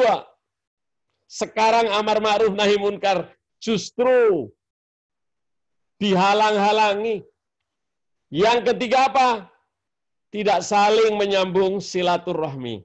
Ayolah sambung silaturahmi. Insya Allah keterangan selanjutnya akan saya sampaikan di hari Senin yang akan datang. Sabar sedikit. Jangan sampai saya berikan asal, tetapi kita tidak paham. Insya Allah kalau kita menunggu penjelasannya, sehingga kita mengamalkannya dengan hati yang tulus. Jagalah anak-anakmu, ambillah ilmu pada yang sebenarnya. Inilah janji pertama Al-Habib Ali, agar terangkatnya penyakit corona dari muka bumi ini. Para hadirin jamaah yang saya cintai, yang saya sayangi. Sampai di sini dulu ya, sayang. Insya Allah kita sambung Senin yang akan datang dengan lebih sehat walafiat. Sekarang silahkan gunakan, masih ada kesempatan waktu untuk bertanya. Mudah-mudahan bermanfaat apa yang saya sampaikan, terutama untuk diri saya. Demikian juga kepada yang hadir. Insya Allah kita sambung lagi. Ingatkan, di hari Senin yang akan datang. Silakan Mas Agung atau Mbak Depi, ada yang mau tanya? Di chat belum ada, Bib. Di chat belum ada. Silakan siapa yang mau tanya langsung saja. Ivan, silakan Van. Assalamualaikum, Bib. Waalaikumsalam. Monggo Van. Pas banget, Bib. Ya, saya Ini tahu apa yang mau ditanya. Anak saya yang silakan Van. anak saya yang besar nih kan udah remaja, Bib. Betul. Gitu kan. 14 tahun dia sekarang mau 14 tahun. Ya. Alhamdulillah sih selama corona ini kami bersyukur bisa sholat jamaah terus, Bib, gitu loh. Cakep. Nah, cuma kan yang namanya anak remaja kan biasa, Bib, udah mulai ngotot pakai gayanya sendiri gitu kan, Bib. Ya. Nah, gimana ya, Bib? Cara kita ngasih tahu tapi saling tetap dengan berpegang kasih sayang gitu loh, Bib. Karena kan kalau kita bapak suka kebawa-bawa emosi, Bib.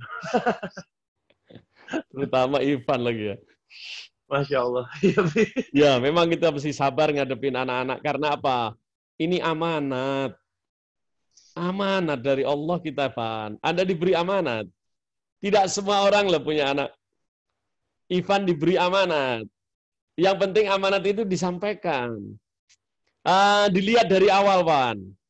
Apakah ini sudah diadanin belum? Sudah dikomatin belum? Waktu ketika Ivan hubungan suami istri dulu untuk melahirkan anak ini, pakai bismillah apa tidak? Ini harus diteliti. Kemudian setelah itu, sudah diakekahkan apa belum? Sudah ditahnik atau belum? Kemudian sudah dididik dengan baik belum? Caranya apa? Ivan masukkan makanan-makanan ke dalam anak-anak itu dari yang halal. Bukan nanti Ivan, maaf, anak punya anak nanti bakal taat. Anda punya anak bakal nurut. Nanti bukan Anda saja, Allah yang memelihara, Van. Asal Anda ikuti. Kenapa enggak? Karena dulu saya lupa. Karena dulu saya emosi, nafsu. Sehingga harta orang lain pun masuk. Masuklah ke anak kita. Sehingga sekarang kita ngeluh. Aduh, kenapa? Anak saya nggak nurut. Anak saya suruh sholat susah. Anak saya selalu nentang ayahnya. Masya Allah. Apa kata Rasulullah? Doakan dia, Wan. Ya Allah, jadikan anak-anakku soleh, menjadi hamba yang soleh. Allah ja'alna minas solihin. Setiap malam, Pan, dibacain anaknya. Kemudian apa? Dipeluk, disayang. Sebagaimana diberi contoh Rasul. Sahabat-sahabat kaget, ya Rasulullah yang punya anak bukan cuma Anda. Kami pun juga punya anak, tapi kami tidak pernah menciumi seperti itu. Siapa yang tidak sayang dengan yang di bumi, yang di langit tidak akan menyayangi. Jadi Ivan harus deketin anak. Dari hati ke hati, diajak ngobrol. Diajak supaya dia bisa mengeluh sama bapaknya. Jadi di samping sebagai ayah bisa menjadi teman. Diadakan pendekatan. Kalau merintah itu dengan kasih sayang, dijelaskan kenapa bapak merintah ini. Anak itu perlu sekarang ini udah lain, Van. Kalau dulu kita cuma taat nurut. Tapi anak sekarang, Masya Allah. Karena apa? Duit bapaknya sulit untuk cari bersih. Semua duit rata-rata sudah lewat bank. Sudah bercampur dengan riba. Memang itu sulit. Tapi ada cara lagi apa? Dekati dia. Dekati dia. Sering kita sedekah. Kita niatkan buat anak-anak kita. Ini penting. Caranya apa? Sambil dipeluk. Cara ngasih tahu itu. Bahkan ahli psikologi pun mengatakan, ahli psikologi itu penghitung Islam. Apa kata Rasulullah? Peluklah dari belakang. Biar anak punya anak itu dipangku, Van. Biar dia lihat ke depan, tapi oleh bapaknya dipeluk dari belakang. Sehingga ketika saat itu, berilah dia petunjuk. Nah, kamu begini ya. Walaupun dia sudah besar, Van. Coba laksanakan apa yang dilakukan Rasulullah. Kemudian Rasulullah ngasih tahu apa? Nggak perlu dengan kata-kata yang berlebihan. Anak itu jangan bosan dia, Van. Tapi apa kata Rasulullah? Berilah dia contoh. Beri dia contoh. Sampaikan dulu ayah tuh begini. Sampaikan, ceritakan. Ceritakan cerita Nabi. Ceritakan itu disuruh oleh Allah. Nah, kalau kita ngikuti itu tadi, Van.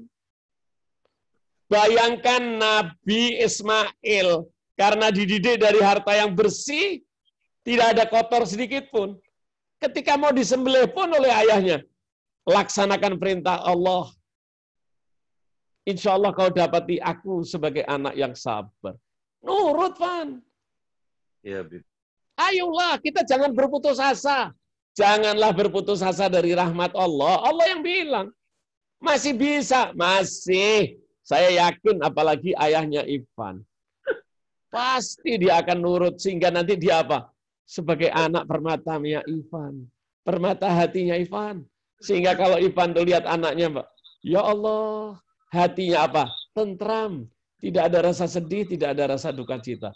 Sehingga nanti kalau sudah besar pun, dia akan menjadi manfaat untuk agama, negara, bangsa, terutama kedua orang tuanya. Jangan ragu-ragu, Bang. Masih ada kesempatan. Allah tidak akan merubah nasib kecuali ada usaha. Ada kan usaha. Ini dengan corona begini, kita ngaji lewat Zoom, aja dia juga. Aja. Kalau perlu siapin makanan depan Zoom. Depan handphone. Kalau perlu handphonenya dicabung ke televisi biar gambarnya Habib kelihatan lucu, benar. Masya Allah. Sehingga dia bisa tertarik. Ya. Kalau kita nggak bisa ngajarkan, memanggil orang untuk mengajarkan, ya kita banyak cara. Sehingga insya Allah kita niat, Bang. Tadi kan dikatakan oleh Allah, niat, kemudian usahanya. Maka Allah akan memberi petunjuk. Kira-kira demikian, Mas Ivan. Makasih ya, Bib. Makasih banyak, Bib. Siap. Bagus, alhamdulillah. Ada lagi? Assalamualaikum, Bib. Waalaikumsalam. Siapa sebutin nama? Ini Rani, Bib. Bib, mau tanya, kalau Silakan. pemberian Ya. nama anak itu baiknya nama diambil dari nama agama atau kadang kalau kita nikah sama orang luar kan namanya kebanyakan nama luar ya, Bib. Itu akan mempengaruhi akhlak dia nggak ya, Bib? Ya. Di dalam hadis Rasulullah mengatakan, kelak si anak itu bisa menuntut orang tua hanya satu. Dia tidak bisa menuntut orang tuanya apa saja, nggak bisa. Tapi yang dia bisa tuntut kalau dia diberi nama jelek. Dia akan bisa menuntut. Oleh karena itu berikanlah anakmu nama-nama yang baik. Sebab nama itu kata Rasulullah akan memberi sifat orangnya. Silakan nama baik, entah itu namanya bahasa Batak, asal namanya baik boleh, nggak masalah. Selama artinya itu baik, karena arti itu akan mensifati. Daripada siapa? Daripada sifat anak itu. Syukur-syukur kalau ibu memberi nama itu, apa? Nama-nama daripadaku, kata Allah. Namanya Allah. Ditambah dengan Abdu, hamba.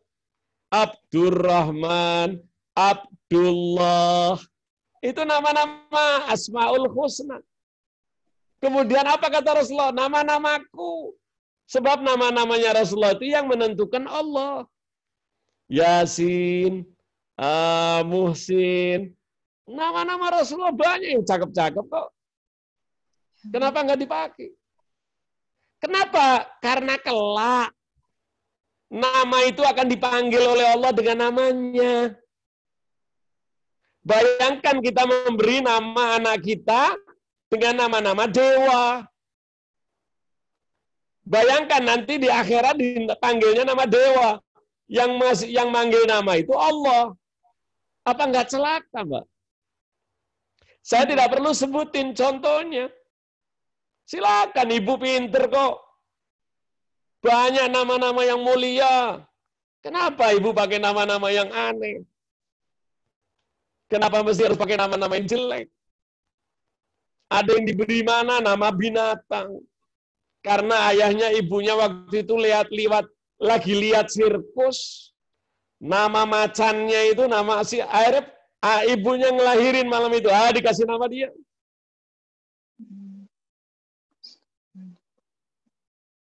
Iya, Bib.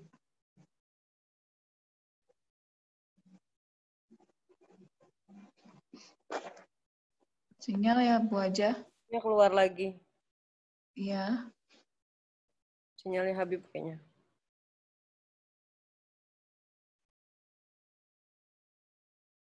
Kita tunggu Habib masuk. Lemah sinyalnya. Barangkali Debbie yang nge-mute, teman. Enggak. Oke, minta maaf. Jadi Enggak, kalau dia itu keluar sendiri. ya, enggak otomatis itu. Oke, kita teruskan. Jangan sampai nama itu jadi nama jelek. Ingat ya Bu, kasih nama yang baik. Banyak kok, jangan sampai nanti dipanggil nama-nama yang kita asal kasih tanpa kita tahu asal-usulnya. Pernah terjadi di zaman Rasulullah. Seorang sahabat dipanggil sama Rasulullah, siapa namamu? Maka dia ngasih tahu namanya. Yang artinya itu sumpek, Mbak. Arti dalam bahasa Arabnya itu artinya sumpek. Sedangkan orang-orang Arab dulu paling senang ngasih nama Abu Jahal, Abu Lahab. Jahal itu keras, orang yang keras. Jangan dikasih nama-nama yang baik, sebab akan mensifati orangnya. Akhirnya dikasih tahu, nama saya sumpek. Kemudian Rasulullah bilang, mau nggak saya ganti? Oh nggak bisa, itu nama dari ayah saya. Wah gengsi dia. Diajak diganti nama nggak ada. Saya sering ngasih tahu nama orang, mau ditambah nama-namanya yang sudah ada tuh dengan nama yang mulia, Muhammad, nama Ahmad, nama baik, Muhsin, Husain, masih banyak. Nggak mau ya silakan. Setelah diberi nama oleh Rasulullah diganti, nggak mau. Akhirnya diceritakan di dalam riwayat hadis itu, bahwa itu orang sumpek terus sampai meninggalnya. Allah. Iya, jangan hati-hati dengan nama. Jangan main-main dengan nama. Kira-kira begitu, Mbak. Terima kasih ya, Bib. Tambahlah. Kalau sudah ada pun tambah. Tidak usah harus ganti KTP. Tidak usah harus ganti paspor. Enggak perlu. Yang penting Anda sudah kasih tahu bahwa Anda punya anak itu namanya Muhammad. Yang bersangkutan pun tahu kalau dia namanya Muhammad. Walaupun KTP-nya belum tercantum. Baik, Bib. Ada lagi, silakan. Habib, saya mau tanya, Habib. Silakan. Ya, tadi mengenai anak yang, ya seperti kita kan anak mix ya, anak mix married. Memang bapaknya menginginkan dengan kebudayaannya. Dan kita juga dari kasih tahu Habib nih bahwa jangan deh ditaruh di sekolah asing gitu loh. Nah kadang-kadang itu yang membuat mixed married itu mereka tuh jadi mau ikut siapa ya, mau ikut bapaknya atau mau ikut ibunya gitu loh. Tapi ya memang itu semua tergantung dari istri ya, Bib. Kalau istri memang, maksudnya ya berdua sih kita berkomunikasi lagi sama suami. Kalau anak nanti di sekolah asing, nanti begini-gini, dengan kebudayaan kita tinggal di sini, ini begini-begini, gitu. Itu sebenarnya tuh bisa nggak sih, Bib, ngasih pemahaman sama suami kita gitu loh. Kalau bahwa ya suami kita kan juga mu'alaf ya, Bib, gitu. Ya. Kita beritahu, Mbak, caranya ada. Habib Ali bin Muhammad Al-Habsyi mengatakan apa? Rumah tangga itu suaminya bisa jadi baik, semua keluarga bisa jadi baik tergantung istri. Bukan suami, bukan.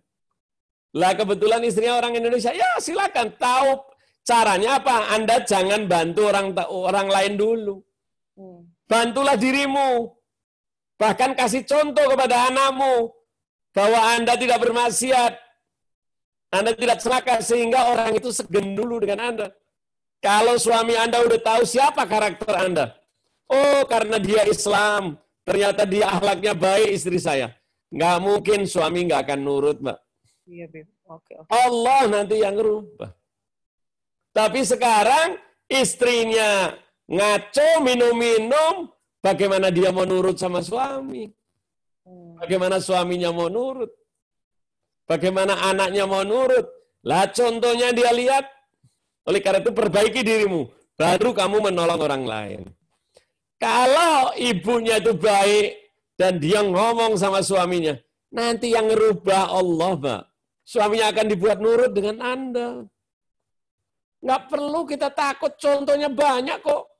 Yeah. Anak orang campuran antara Indonesia dan asing, tapi anaknya hafal Quran. Banyak. Di Indonesia nggak usah kemana-mana. Banyak. Saya punya teman itu yang sekarang ada di Australia. Dia sengaja membawa anaknya pindah ke Australia. Agar anaknya tidak cenderung kepada Islam. Tapi justru ketiga anaknya, tiga-tiga hafal Quran. Iya, Bib. Allah yang menggerakkan. Karena apa? Istrinya ternyata solehah, Mbak. Nggak mungkin nggak ada sebab. Istri dulu lah sebagai pokok. Kalau diberi penjelasan dia tahu kok. Kalau anak kita itu tidak kita didik dengan agama yang benar, kita nanti mati siapa yang ngurus? Iya. Kita bisa apa? Kita sekarang cari uang buat siapa saja? Saya mau tanya, seorang suami nyari uang itu buat siapa kalau nggak buat istri dan anak?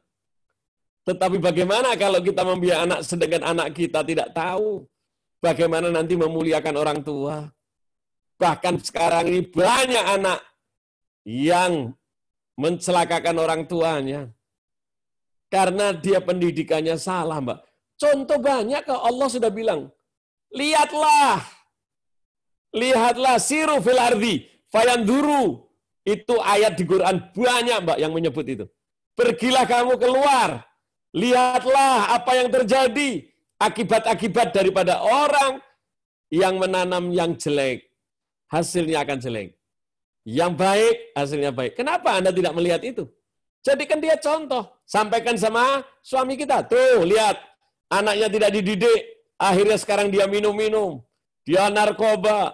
Dia makan babi. Bayangin. Kita suruh lihat, Mbak. Ajaklah jalan-jalan suami. Agar dia tahu anak-anak orang yang terdidik dan tidak terdidik. Itu nanti akan dibuat sama Allah. Dan itu perintah Al-Quran loh. Banyak ayat yang mengatakan siru fil ardi. Pergilah kamu ke seluruh dunia ini.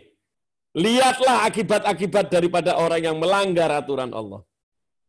Agar kalian bisa mengambil hikmah. Gitu kira-kira Mbak Devi. Insya Allah sambil diikuti kalau ibunya solehah, kemudian diikuti didoakan dengan baik, Anda akan memetik hasil panennya nanti. Iya. Di dunia akan memetik hasilnya. Apalagi nanti di akhirat. Insya Allah, Bib. Insya Allah. Tapi memang niatnya harus diluruskan juga ya, Bib. Niatnya Iyalah, paling penting tadi niat, Mbak. Iya, Kemudian mengikuti perintah Allah. Kalau niatnya udah lurus, Anda ngikutinya perintah Allah dan Rasul, selamat. Insya Allah, Bib. Insya Allah. Amin. Amin. Ada lagi yang mau tanya?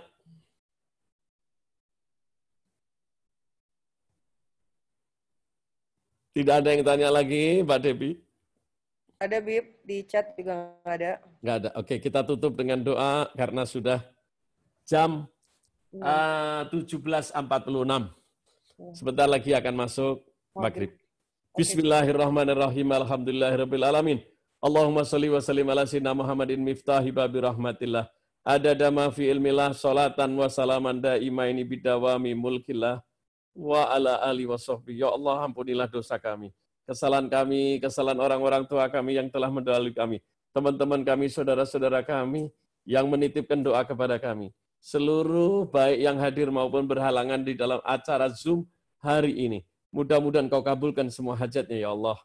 Kau berikan dia keberkahan, kemuliaan, agar kami bisa mengikuti ilmu yang bersumber padamu, yang disampaikan oleh Nabi-Mu Muhammad SAW, dan melewat pintunya Sayyidina Ali karamallahu wajhah. Ya Allah, jagalah thariqah kami, akidah kami, agar kami menjadi orang-orang yang Kau ridhoi. Selamatkan kami, anak kami, keluarga kami, suami kami, istri kami, ya Allah. Tanpa taufik, hidayah, dan inayah-Mu, sungguh kami menjadi orang yang sesat. Ya Allah, bantulah kami untuk menghilangkan penyakit hati kami. Demikian juga penyakit badan kami, agar kami terhindar terutama dari penyakit corona yang sedang merebah ini. Ya Allah, berkatilah kami. Kemuliaan bulan Dzulhijjah, yang hari ini sebentar lagi akan berakhir, hari Tasyrik. Insya Allah kami dapat melewati tahun Hijriah dengan mulia. Pertemukan kami dengan bulan Muharram yang penuh dengan berkah dan rahmat itu, dengan kasih sayang, sehat walafiat, agar kami bisa melaksanakan perintah-perintah-Mu di hari-hari mulia ini.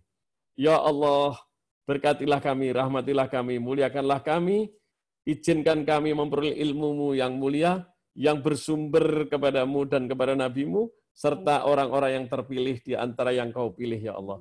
Ya Allah, jangan kau berikan kami, lindungilah kami dari ilmu yang sesat dan menyesatkan, agar kami bahagia di dunia, di kubur, dan di akhirat, dan kelak matikan kami dalam husnul khatimah. Ala hadaniya niya soleh ala mana wa habibina ali wa ila khadratin nabi Muhammadin sallallahu alaihi wasallam. Al-Fatihah. A'udzubillahi minasyaitonirrajim. Bismillahirrahmanirrahim. Alhamdulillahirabbil alamin arrahmanir rahim maliki yaumiddin. Iyyaka na'budu wa iyyaka nasta'in ihdinas siratal mustaqim siratal ladzina an'amta 'alaihim ghairil maghdubi 'alaihim waladdallin. Amin. Bismillahirrahmanirrahim.